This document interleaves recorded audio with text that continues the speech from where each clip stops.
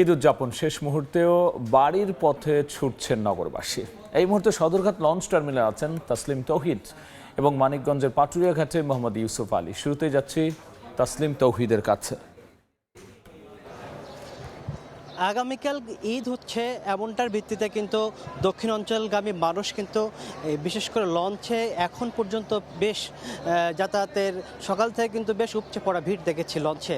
এখন পর্যন্ত যদি বলি সকাল 6টার পর থেকে কিন্তু একাধিক এখন পর্যন্ত 31টি লঞ্চ বরিশাল সহ ভোলা মোলাদি সহ বিভিন্ন এলাকাতে ছেড়ে গেছে।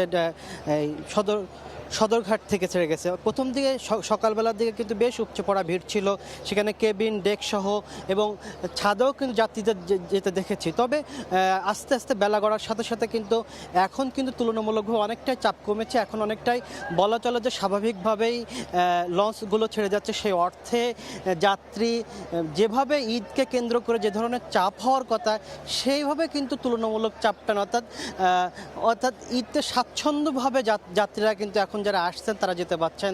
আর এই বিশেষ করে উত্তর অঞ্চলে দক্ষিণ অঞ্চলে মানুষের কাছে যে পদ্মা সেতু হওয়ার কাছে পরে অনেকের কাছে মনে হয়েছিল যে এই সদরঘাটতে লঞ্চে যাতায়াতে মানুষের যে আগ্রহ জায়গা কমবে, তবে এই ঈদে কিন্তু সেটা কিন্তু মনে হয়নি। বিগত কয়েকদিনের চিত্র যদি বলি, শুক্রবার শনিবার বা আজকে চিত্র যদি বলি, যে দক্ষিণ অঞ্চলে মানুষ ভোলা চাঁদপুর থেকে শুরু করে মোল্লাদি বরিশাল এই অঞ্চলে মানুষ কিন্তু অধিকাংশ মানুষ কিন্তু এই লঞ্চকে বেছে নিয়েছে স্বচ্ছন্দ যাত্রার জন্য।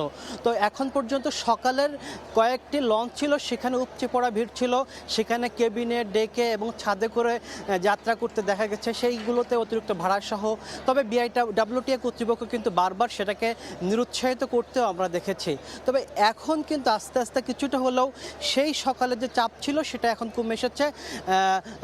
অধিকাংশ লঞ্চগুলো নির্ধারিত সময় বা এখানে আসলে আজকের দিনে যেটা দেখেছি যে কোনো নির্ধারিত সময় বলে কিছু নাই, যখন যে লঞ্চটি ভর্তি হচ্ছে তারপরে কিন্তু রওনা দিচ্ছে। তারা যেটা বলেছেন এখানে কর্তৃপক্ষ যেটা জানিয়েছেন যে সকাল 9টা পর্যন্ত 51টি লঞ্চ এখানে সদরঘাটে এসেছিল এবং তার মধ্যে 9টা পর্যন্ত 31টি লঞ্চ আবার ঢাকা থেকে দক্ষিণ অঞ্চলের বিভিন্ন এলাকাতে কিন্তু আস্তে আস্তে ফিরে গেছে। অর্থাৎ এখানে যাত্রীর চাপ মোটামুটি রয়েছে, এখনকার চিত্র যদি বলি মোটামুটি রয়েছে। যারা ঈদে যাচ্ছেন স্বাচ্ছন্দ্যে আনন্দভাবে যেতে পারছেন, কোনো ধরনের খারাপ পরিস্থিতি বা উত্তপ্ত পরিস্থিতি এমন কোনো কিছু দেখিনি, স্বাভাবিকভাবে যেতে পারছেন। তবে সকালের দিকে একটু চাপ ছিল। আমরা এখন একটু যেতে চাই মানিকগঞ্জে পাটুরিয়া ঘাটে, সেখানে আছেন আমাদের সহকর্মী মোহাম্মদ ইউসুফ, তার কাছ থেকে জানবো সেখানকার সবশেষ তথ্য। তো পাটুরিয়া ঘাটে এই মুহূর্তে কিন্তু মানুষের উপচে পড়া ভিড় রয়েছে। তো আমরা 7:30টার পর থেকে এখন পর্যন্ত কিছুক্ষণ আগ পর্যন্ত কিন্তু একদম স্রোতের মতো মানুষ দেখেছি, তবে একটু কমে এসেছে। আইন শৃঙ্খলা বাহিনীর যারা সদস্য রয়েছে তারাও কিন্তু একদম কাজ করছে। আমরা দেখতে পাচ্ছি যে আমরা যখন 7:30টার পর থেকে এখন পর্যন্ত তো দেখেছি যে প্রত্যেকটা ফেরি এবং লঞ্চের উপচে পড়া ভিড়, মানুষের কিন্তু পা ফেলানোর জায়গা ছিল না।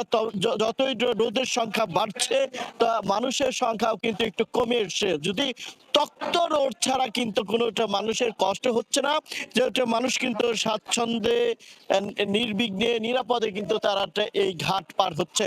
তবে মানুষের স্রোতে অন্যান্য দিনের চাইতে আজ কিন্তু বেশ রয়েছে। মানুষ কিন্তু আসছে এবং লঞ্চ ফেরিতে তাদের গন্তব্যস্থলে যাচ্ছে।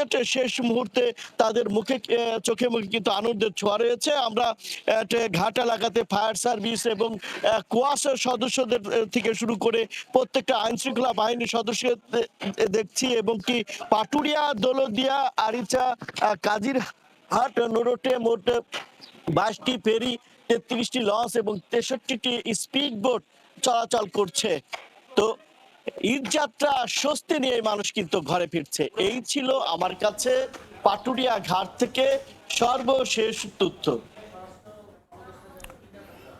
ঈদযাত্রা সবশেষ নিয়ে আমরা সরাসরি ছিলাম পাটুরিয়া ঘাট মানিকগঞ্জে এবং এর আগে ছিলাম ঢাকার সদর